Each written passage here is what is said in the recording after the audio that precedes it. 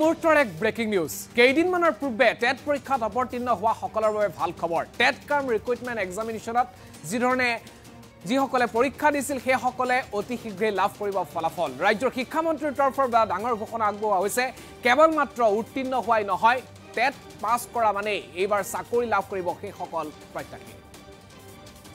এই মুহূৰ্তত এক ব্ৰেকিং নিউজ জনা বিচাৰিছো শীঘ্ৰে টেটৰ ফলাফল ঘোষণা কৰা হ'ব টেট কাম ৰিক্ৰুটমেণ্ট টেষ্টত যিসকলে অৱতীৰ্ণ হৈছিল সেই সকলৰ বাবে ভাল খবৰ অতি শীঘ্ৰে টেটৰ ফলাফল ঘোষণা কৰিব ৰাজ্য চৰকাৰে বিজ্ঞাপন দিয়া পদ অনুসৰি নিৰ্বাচন কৰা হ'ব প্ৰাৰ্থী যিয়ে পাছ কৰিব যিয়ে উত্তীৰ্ণ তেৱে লাভ কৰিব চাকৰি টেটৰ ফলাফল সন্দৰ্ভত শিক্ষামন্ত্ৰী ৰণোজ পেগুৰ ডাঙৰ ঘোষণা ৰাজ্যৰ শিক্ষামন্ত্ৰীৰ তৰফৰ পৰা বৃহৎ ঘোষণা আগবঢ়োৱা হৈছে জনগোষ্ঠীয় ভাষাত পাঠদানৰ বাবে অনুষ্ঠিত নহয় টেট টেটৰ ফলাফলৰ বাবে চলিব ডকুমেণ্ট ভেৰিফিকেশ্যন অৰ্থাৎ যিসকলে উত্তীৰ্ণ হ'ব সেইসকলৰ ডকুমেণ্ট ভেৰিফিকেশ্যন হ'ব ইতিমধ্যে সেই প্ৰক্ৰিয়া ইতিমধ্যে আৰম্ভ হৈছে ডকুমেণ্ট ভেৰিফিকেশ্যনৰ পিছত 1:1 অৰ্থাৎ এজনৰ বিপৰীতে এটা পদত সেই ব্যৱস্থাতেই ফলাফল ঘোষণা কৰা হ'ব যিমান পদ আছে সিমান সংখ্যক টেট প্ৰাৰ্থী হ'ব উত্তীৰ্ণ প্ৰথমে ডকুমেণ্ট ভেৰিফিকেশ্যন তাৰ পিছতেই 1:1 অৰ্থাৎ এজনৰ বিপৰীতে এটা চাকৰি তেনে প্ৰক্ৰিয়াতে ঘোষণা কৰা হ'ব টেটৰ ফলাফল বিনামূলীয়া পাঠ্যপুথি বিতৰণ সন্দৰ্ভতো ৰাজ্যৰ শিক্ষামন্ত্ৰীয়ে বৃহৎ ঘোষণা আগবঢ়াইছে শিক্ষা সেতু এপ পৃথিৱীৰ ভিতৰতে উন্নত বুলি ঘোষণা কৰিছে ৰণোজ পেগুৱে ৰাজ্যত চলি আছে শিক্ষা সেতু এপ এবাৰ প্ৰায় 3,41 লাখ কিতাপ বিতৰণ কৰা হৈছে ছাত্ৰ ছাত্ৰীৰ মাজত কেইবাটাও বৃহৎ ঘোষণা শিক্ষামন্ত্ৰীৰ তৰফৰ পৰা প্ৰত্যেকখন কিতাপ ই-বুক ফৰ্মেটত দিব বুলি ঘোষণা কৰা হৈছে অনলাইন শিক্ষাৰ ওপৰত গুৰুত্ব আৰোপ কৰিছে অসম চৰকাৰে দুৰ্গা পূজাৰ ভিতৰতে দিয়া হ'ব ই-বুক পঢ়িও বৰ্তমান প্ৰজন্মৰ শিক্ষাৰ্থীয়ে চৰকাৰী স্কুলত অধ্যয়ন কৰিব পাৰিব এইবাৰ 9টা মাধ্যমত 19টা ভাষাত বিনামূলীয়া কিতাপ বিতৰণ কৰা হৈছে কোটি কিতাপ বিক্ৰী কৰা হৈছে কোটিৰ ঘৰত সেই কথা ইতিমধ্যে ঘোষণা কৰা হৈছে কিতাপ প্ৰকাশ কৰোঁতে ব্যয় হৈছে 181 কোটি টকা কেইবাটাও বৃহৎ ঘোষণা আগবঢ়াইছে ৰাজ্যৰ শিক্ষা দপ্তৰৰ মন্ত্ৰী ৰণোজ পেগুৱে অতি শীঘ্ৰে টেট কাম ৰিক্ৰুটমেণ্ট টেষ্টৰ ফলাফল ঘোষণা কৰা হ'ব ৰাজ্যৰ শিক্ষামন্ত্ৰীৰ তৰফৰ পৰা কেইবাটাও বৃহৎ ঘোষণা আগবঢ়োৱা হৈছে কিতাপ বিতৰণক লৈ ৰাজ্যৰ শিক্ষামন্ত্ৰীয়ে এক বৃহৎ ঘোষণা আগবঢ়াইছে হয়তো প্ৰথমবাৰৰ বাবে ই-বুক লাভ কৰিব অসমৰ কোটি কোটি শিক্ষাৰ্থীয়ে যিসকল শিক্ষাৰ্থী বৰ্তমান অৱস্থাত চৰকাৰী বিদ্যালয়ত অংশগ্ৰহণ কৰি আছে চৰকাৰী বিদ্যালয়ত তেওঁলোকে শিক্ষা গ্ৰহণ কৰি আছে তেওঁলোকে অনলাইন মাধ্যমতে তেওঁলোকৰ হাতত থকা সেই কিতাপখনৰ লগতে ই-বুকৰ বিশেষ ব্যৱস্থা লাভ কৰিব অৰ্থাৎ অনলাইন মাধ্যমৰ ক্ষেত্ৰত অসম চৰকাৰে এই মুহূৰ্তত এক বৃহৎ সিদ্ধান্ত গ্ৰহণ কৰিছে ই-বুকৰ বিশেষ ব্যৱস্থা কৰিব আৰু দুৰ্গা পূজাৰ সময়তেই প্ৰতিগৰাকী শিক্ষাৰ্থীয়ে ই-বুক লাভ কৰিব আৰু লগতে টেটক লৈ এই মুহূৰ্তত এক ডাঙৰ খবৰ যিসকলে স্নাতক আৰু স্নাতকোত্তৰ পৰীক্ষাৰ যি টেট কাম ৰিক্ৰুটমেণ্ট টেষ্ট আছিল সেই টেট কাম ৰিক্ৰুটমেণ্ট পৰীক্ষাত তেওঁলোক অৱতীৰ্ণ হৈছিল সেইসকলৰ বাবে ডাঙৰ খবৰ অতি শীঘ্ৰে ৰাজ্যত ঘোষণা কৰা হ'ব টেট কাম ৰিক্ৰুটমেণ্ট পৰীক্ষাৰ ফলাফল এইবাৰ কেৱল টেট উত্তীৰ্ণ হৈ তেওঁলোক থাকিবলগীয়া নহয় টেট উত্তীৰ্ণ মানেই তেওঁলোকে পোনপটীয়াভাৱে চাকৰি লাভ কৰিব টেটৰ ফলাফল ঘোষণাৰ পূৰ্বে ডকুমেণ্ট ভেৰিফিকেশ্যন হ'ব প্ৰতিগৰাকী পৰীক্ষাৰ্থীৰ আৰু ডকুমেণ্ট ভেৰিফিকেশ্যনৰ পিছত যিসকল যিসকলক ইতিমধ্যে যোগ্য বিবেচিত কৰা হৈছে সেইসকলে 1:1 অৰ্থাৎ 1:1 এটা পদৰ বিপৰীতে এটা চাকৰি সেই অনুপাততে অসম চৰকাৰে চাকৰি প্ৰদান কৰিব আৰু ৰাজ্যৰ হাজাৰ শিক্ষিত নিবনুৱা উপকৃত হ'ব ৰাজ্যৰ শিক্ষামন্ত্ৰীৰ মন্তব্যটো এই মুহূৰ্তত আগবঢ়াইছোঁ দুটা কথা তেখেতে কৈছে টেটক লৈ কৈছে আৰু গুৰুত্বপূৰ্ণ কথা ই-বুকক লৈ আগবঢ়াইছোঁ মন্তব্যটো পৰীক্ষা গ্ৰেজুৱেট টিচাৰ আৰু পোষ্ট গ্ৰেজুৱেট টিচাৰৰ কাৰণে অনুষ্ঠিত হৈ গৈছে আমাৰ আসাম ষ্টেট স্কুল এডুকেশ্যন বোৰ্ডে পৰীক্ষা পাতিছে কিন্তু এই পৰীক্ষাৰ লগতে এটা ইয়াৰ সমান্তৰালভাৱে ডকুমেণ্ট ভেৰিফিকেশ্যনো ইয়াত প্ৰয়োজন হ'ব কাৰণ এবাৰ চূড়ান্ত ৰিজাল্ট প্ৰকাশ হোৱাৰ পাছত আমি 1:1কৈ আমি ৰিজাল্ট দিম অৰ্থাৎ যিমান আমাৰ পদ আছে সিমান সংখ্যক প্ৰাৰ্থীয়েহে পাছ কৰিব গতিকে ইয়াৰো ফলাফল সোনকালে ওলাব ইয়াৰ ডকুমেণ্ট ভেৰিফিকেশ্যন চলি আছে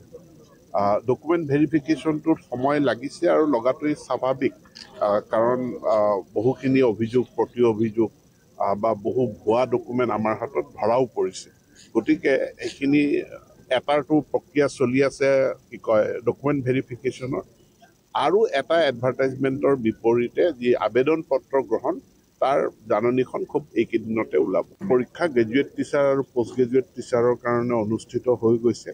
আমাৰ আসাম ষ্টেট স্কুল এডুকেশ্যন বোৰ্ডে পৰীক্ষা পাতিছে কিন্তু এই পৰীক্ষাৰ লগতে এটা ইয়াৰ সমান্তৰালভাৱে ডকুমেণ্ট ভেৰিফিকেশ্যনো ইয়াত প্ৰয়োজন হ'ব কাৰণ এবাৰ চূড়ান্ত ৰিজাল্ট প্ৰকাশ হোৱাৰ পাছত আমি 1:1কৈ আমি ৰিজাল্ট দিম, অৰ্থাৎ যিমান আমাৰ পদ আছে সিমান সংখ্যক প্ৰাৰ্থীয়েহে পাছ কৰিব। গতিকে ইয়াৰো ফলাফল সোনকালে ওলাব। চাওক, ইয়াৰ ডকুমেণ্ট ভেৰিফিকেশ্যন চলি আছে। ডকুমেণ্ট ভেৰিফিকেশ্যনটোত সময় লাগিছে আৰু লগাটোৱেই স্বাভাৱিক, কাৰণ বহুখিনি অভিযোগ, প্ৰতি অভিযোগ বা বহু ভুৱা ডকুমেণ্ট আমাৰ হাতত ধৰাও পৰিছে। গতিকে এইখিনি এটাৰটো প্ৰক্ৰিয়া চলি আছে, কি কয়, ডকুমেণ্ট ভেৰিফিকেশ্যনৰ। আৰু এটা এডভাৰটাইজমেণ্টৰ বিপৰীতে যি আবেদন পত্ৰ গ্ৰহণ, তাৰ জাননীখন খুব এইকেইদিনতে ওলাব। পৰীক্ষা গ্ৰেজুৱেট টিচাৰ আৰু পষ্ট গ্ৰেজুৱেট টিচাৰৰ কাৰণে অনুষ্ঠিত হৈ গৈছে। আমাৰ আছাম ষ্টেট স্কুল এডুকেশ্যন বোৰ্ডে পৰীক্ষা পাতিছে, কিন্তু এই পৰীক্ষাৰ লগতে ইয়াৰ সমান্তৰালভাৱে ডকুমেণ্ট ভেৰিফিকেশ্যনো ইয়াত প্ৰয়োজন হ'ব, কাৰণ এবাৰ চূড়ান্ত ৰিজাল্ট প্ৰকাশ হোৱাৰ পাছত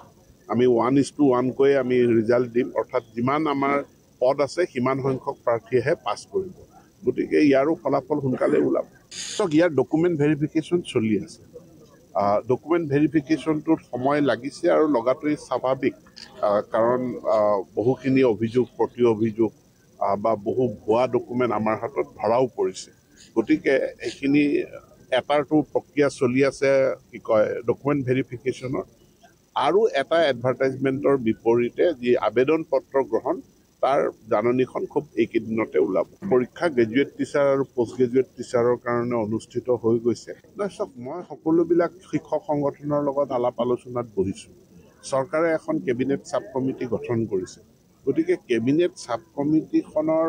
যিমান মেমৰেণ্ডাম মোলৈ আহিছে সকলো মই কেবিনেট ছাব কমিটিত দিছোঁ। এতিয়া কেবিনেট ছাব কমিটি মিটিংখন বহিলে নাই, আলোচনা কৰিলে নাই, এইটোৰ কথাতকৈ কেবিনেটৰ মন্ত্ৰীসকলে, আমাৰ সচিবসকলে প্ৰত্যেকখন মেমৰেণ্ডাম তেওঁলোকে তন্নকৈ পঢ়ি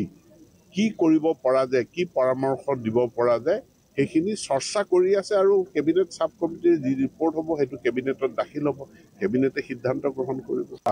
ডিজিটাইজেশ্যন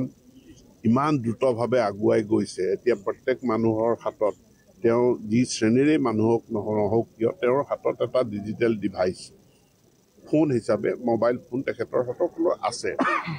টেবলেটটোৰ নিৰ্দিষ্ট ডেজিগনেটেড কিছুমান ফাংচনছ থাকে। গতিকে আমি বিদ্যালয়সমূহত প্ৰথম এটা বছৰতে আমি 52,000 টেবলেট দিছিলোঁ, তাৰ পিছৰ বছৰ আমি পুনৰ 5,000 টেবলেট দিছোঁ। গতিকে আহি থকা দিনবিলাকত এই ডিজিটেল যি ডিভাইচৰ জৰিয়তে শিক্ষাদান কৰা, ইয়াৰ গুৰুত্বটো বহুত বেছি বাঢ়িব। আৰু তাৰ ক্ষেত্ৰত আমি প্ৰত্যেক শিক্ষকৰ হাততে এটাকৈ যাতে টেবলেট দিব পাৰোঁ, সেই প্ৰচেষ্টাও আমি ল'ম। 52,000 মানে সেইটো 2 লাখৰ 1/4। গতিকে 1/4 যেতিয়া পাৰিছোঁ, বাকী 2/3 নোৱাৰাৰ কোনো কাৰণ নাই, সেইটো আমি বিশেষ ব্যৱস্থা কৰিম। কিন্তু প্ৰথমতে আমাৰ লেচন ডিজিটেল মাধ্যমত দীক্ষা পৰ্টেলৰ জৰিয়তে বিভিন্ন ভাষাত আমাৰ পাঠসমূহ আছে, কিন্তু টেক্সট বুকখনো আমি টেক্সট বুক হিচাপে দিব বিচাৰিছোঁ। আৰু তাক QR কোডৰ দ্বাৰা লেচনৰ লগত, অডিঅ' ভিজুৱেল লেচনৰ লগত আমি লিংক কৰি দিব বিচাৰিছোঁ, যাতে ছাত্ৰ ছাত্ৰীৰ লগতে শিক্ষকসকলৰ সুবিধা হয়। আমি 19টা ভাষাত আমাৰ আছে আৰু 9টা মাধ্যমৰ কিতাপ হৈছে। তাৰ লগতে আমি কিছু কিতাপ প্ৰকাশ কৰাৰ, যিটো নতুনকৈ আমি মিচিং, ৰাভা, তিৱা আদি ভাষাও প্ৰৱৰ্তন কৰিম। এই পাঠ্যপুথিসমূহ প্ৰস্তুত কৰিছে, তাৰ যিটো এইটো প্ৰস্তুত কৰিছে আমাৰ SCERT আৰু সমগ্ৰ শিক্ষাই। কিন্তু পুথিসমূহ ছপা কৰি বিতৰণ কৰাৰ দায়িত্ব সেই জনগোষ্ঠীয় স্বায়ত্তশাসিত পৰিষদসমূহক আমি অৰ্পণ কৰিম। এতিয়া প্ৰথম আমাৰ যিসকল শিক্ষক আছে, সেইসকল শিক্ষকৰ ভিতৰতে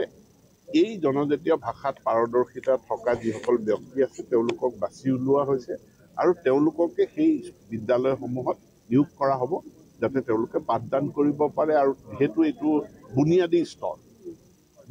স্তৰ, লাহে লাহে ই যেতিয়া উচ্চ স্তৰলৈ আহিব, তেতিয়া নিশ্চিতভাৱে